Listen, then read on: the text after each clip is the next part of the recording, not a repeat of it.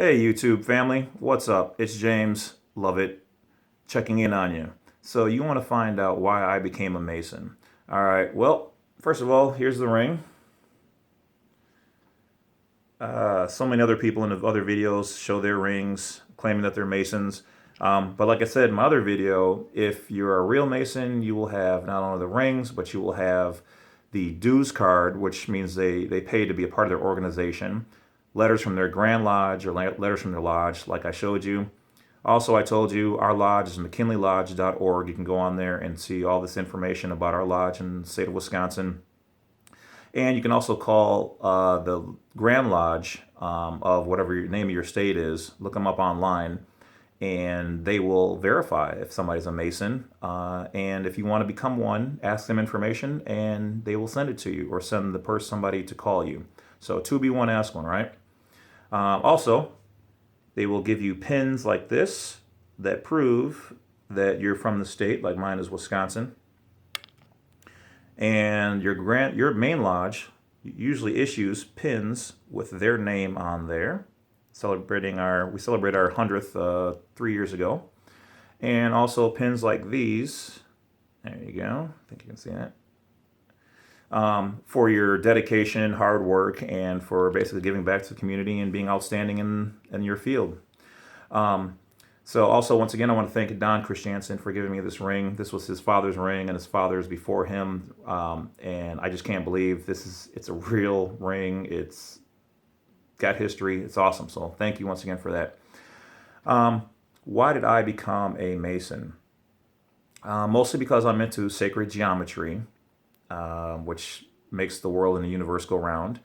Into ancient societies, ancient civilizations, building techniques, stone cutting, the Egyptians, the Atlanteans, alien stuff, things of that nature. I like to give back to the community. I've been an Eagle Scout all my life, and I still continue to help people and to, do right by people. And just, I'm a curious person. You can get out of Freemasonry as much or as little as you put in it. You put in a little, you can get a little out. You put in a lot, you can get a lot out. You can be just a member. You can be an officer, which is more responsibility. You can go up the line, the ladder, the chairs, as they call it, and become a master of the lodge or past master. I'm a twice removed past master, which is a huge honor. It means you get to govern the entire building, all the bodies that meet there, in most cases, even the building and the trust. At your will. I mean, there's checks and balances, but it's a lot of responsibility. A lot of people look up to you, and there's a lot of memory work. Okay, there's a lot of things you have to memorize. I mean, and truly memorize word for word. Okay, so it will make you a better person in many different ways, but it depends on you. It depends on what you want to do. Where do you want to go? What do you want to get out of it? What do you want in life? If you're just looking for all the super secrets and stuff like that, well, there are a lot of secrets, but I'll tell you this, the average Mason does not know all the secrets because that's not what they're truly about. Now, in their library, they've got tons of books. Most of them have a number of books that you can go through at your will and learn stuff and read them. But the average one is the average Mason is just a good guy who likes to be around other guys who are awesome, who want to give back to the community, who think like them, who are just living a good life and want to make the community better, make their family better, make themselves better. Those are your typical Masons. A lot of them are older, happen to be of white descent, just because they're kind of the ones who founded it. And a lot of us people of color or from the inner city have never really been exposed to any of this stuff. So it is all secret, stuff to us. That's one of the reasons why I joined also, is to kind to break down those myths and see about the secrets myself and to break down those stereotypes and kind of to conquer. I'm the first person of African descent to ever govern our lodge, for 2 years. So it's a huge honor. It was a huge responsibility. And even after the fact, I still govern myself to a higher standard because of these things that I'm a part of. Other reasons why I became that, I found out later on that some of my family was in Masonry that never told me. And once I found out after the fact, I definitely wanted to continue and to see what brought them into it. What did they find? Why did they dedicate their lives? Why are the Mason symbols on cars and rings and on my family's tombstones and burial plots? Like, what is this? What do you belong to? What is So I delved into all that and found out a lot of information, and I'm going to share some of that with you now. Things I've learned. Well, a lot of the Masons like the color blue because it represents the heavens, the canopy, of God. Your black and white is also looked at because it's checkered, like a checkered floor, checkered table, chessboard, making moves, good versus evil, white and black. Not that white necessarily is good and black is necessarily bad or vice versa. It shows a contrast, the difference between the good and the bad. Other things you are taught, and there's a lot of stuff, are just like, your numbers 3, 5, and 7. Each one of those are sacred to different organizations. Like 3 would be like the Holy Trinity. People always talk about lucky number 7, 5, because we've got 5 fingers on each hand.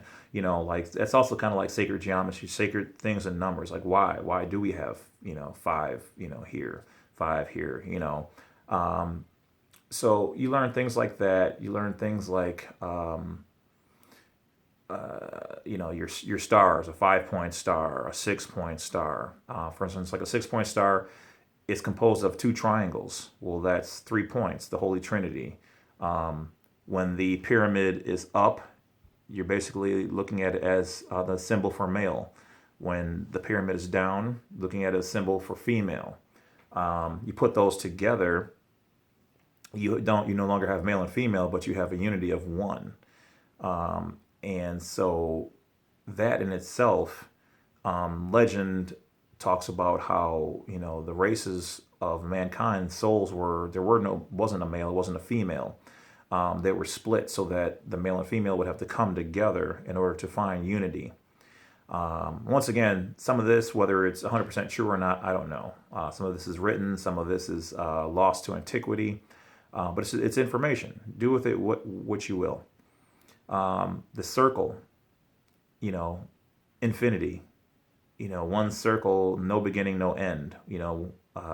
It kind of represents life and death. The snake that is eating itself represents life and death, unity. Like, the story in the Bible about God being fire, the burning bush. He speaks of himself as the ever-consuming fire. So if you break that down, it's a fire that eats itself, that stays alive because it eats itself. Kind of like the torsional magnetic field that goes around the Earth, or like a magnet. It's emitting a field that goes out, but then yet it itself pulls it back in and is rejuvenated by itself. So those are really fascinating things and really deep things, which the average person these days doesn't really care about, but for those who like to think deep, those are kind of interesting things to know. Why did I become a Mason? Well, I've always been fascinated by the pyramids. Once again, and I'm a stickler to this, the pyramids were not built by the Egyptians. The Khufu did not build the pyramids. The Atlanteans built the pyramids. Thoth built the pyramids. He talks about that in the Emerald Tablets of Thoth. He describes the lower aspects of it as the halls of Amenti. Look it up for yourself. Don't just take my word. Anything I tell you, look it up. You don't have to take my word for it. I've been studying this stuff since I was 9, 10 years old, so I know it. I've researched it. I found books to back up those books, writings from other people who support each other in their findings. But I still want you to do your homework. It's awesome if you want to believe, and that's super awesome. But like I said, I'm a believing skeptic. So I'm going to believe you a little bit, and then I'm going to be skeptical until I find out for myself. But I've made this my entire passion to do this for a number of years. So look it up. But anyway, but if you want to get into that real quick, let's just take it there. Let's take it to the house. All right, Khufu all these Egyptian leaders were really vain. They put their names on everything they could. But their technology and ability was only limited because they didn't have all of the Atlantean technology and abilities. Now, if Khufu really built the pyramids, why is his name written in a red plaster in the top attic of one chamber in the pyramid, which they're now finding out doesn't even date back to the time of Khufu? It's because the British explorer, I can't think of his name right now, Maxwell or something like that. Anyway, he was funded to research the pyramids, and he didn't have any major discoveries. He couldn't find anything. But mysteriously, right the last week of his being there before the money ran out, he mysteriously finds Khufu's hieroglyph in this chamber, and he was able to get more funding. Wow, that's a lucky stroke right there. Okay. Now, the story about Khufu himself, when he was younger, he fell asleep under the Sphinx, and this supposedly had a dream where the Sphinx talked to him and told him, if you uncover the sand of my paws, I will make you a ruler of this nation. Okay? So that tells you the Sphinx was already there, first of all, and in disarray. The pyramids were probably also there in disarray as well. All of the Egyptian writings, the Egyptian papyruses and hieroglyphs talk about a time called Zep Tepi, which is where the ancient rulers who came down from the sky, the giants, the noble people, whatever else, which were probably the Atlanteans. Maybe there was some alien interaction, but we know for sure that it was the Atlantean people because they were familiar with them. Came down and became their rulers and built things and taught them things. And there's a lot more history on that. But the pyramids, the Egyptians talk about how basically they built the pyramids. They didn't build the pyramids. They resurfaced the pyramids. They fixed them up. They had a lot of work to do. The pyramids had been ravished and wrecked, especially after the flood shook all the capstones and limestone casing stones off of the pyramid. Everything was wrecked and ruined and whatever else. And that's why even today they're finding all the water damage and erosion because it was flooded. It was just messed up. And so at that point in time, he basically rebuilt that kingdom. A lot of the temples still have talks about the Hibiru. Now, the Hibiru, or the Appiru, depending on how you pronunciate it, depending on where you're from, depending on which land you read this, that's a name that means the sea people, or the people from the sea, or the people with no home. Some people have loosely translated that to actually mean, in today's language, what we would call, or the people in which we would call the Hebrew people. Hebrew, Habiru, Apiru, pretty similar. Which is also, if you think about it, where did these Hebrew people, Moses and all those people, come from? Remember, they were captured as slaves. Well, where did they come from before that? They weren't. How do you have like tens of thousands of people who were just they were walking by Egypt and they just happened to go, hey, capture us?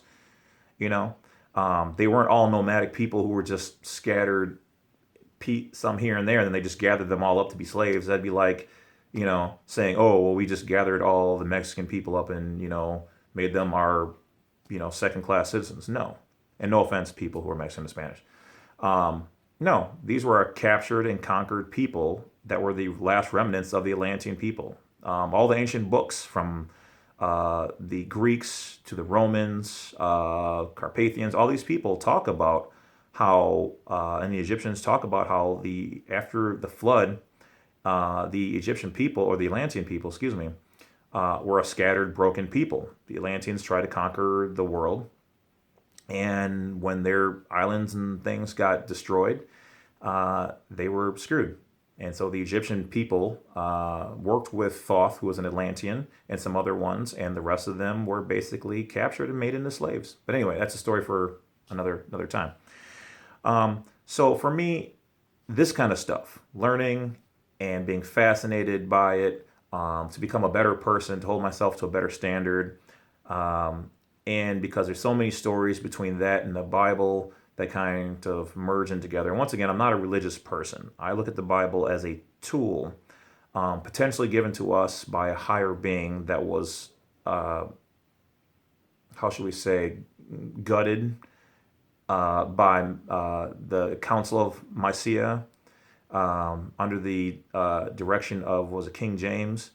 So we don't even have all the full facts about the Bible. But you can still take a lot of good stories and allegories out of them to lead your life. It's like having a trestle board where you put your information up there, you look at it, and you refer back to it so that you can go forward to become a better person. But let's get down to it. Yeah, I thought there was going to be a lot of secrets and a lot of taking over the world and all that stuff. But like I explained in another video, that's not the truth.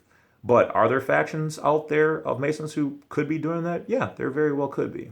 But a majority of them as a whole, they don't do that. It's a network like any fraternity. Like if you belong to, Lambda, Lambda, Lambda, or, Sigma, Phi, Beta, or, whatever else, it's the same thing. It's just that they're a college doing it and it's small. Ours started so long ago that ours became big because you have had kings and noble people all around the world hundreds of years ago who joined, and then it just became this huge thing. But because the average Mason years ago was prevented from talking about it, it became a secret thing.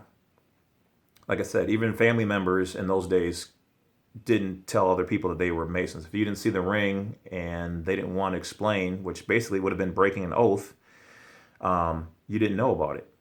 Now, we've changed those laws and edicts at Grand Lodge, at least in the state of Wisconsin. I'm not sure what the other states do because, honestly, we don't know what the other states do. And what we do here does not affect other Mason lodges in any other state but our state. Other states can hear about what we've done and change those things, but that's up to them. And once again, I want to give love out to Prince Hall Masons because they supported me when I became the first black person to govern our lodge in the state of Wisconsin. So they're awesome guys over there. Much love to you. Look to the East Brothers. So just to also become part of a larger something, a larger positive family.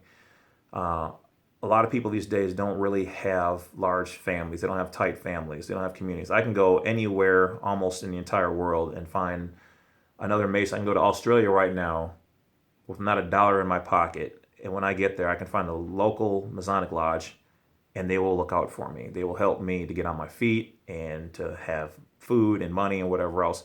So it's a fraternity. It's just like being in the college fraternity, but for grown people and wanting to be a part of something bigger and to do bigger and better things.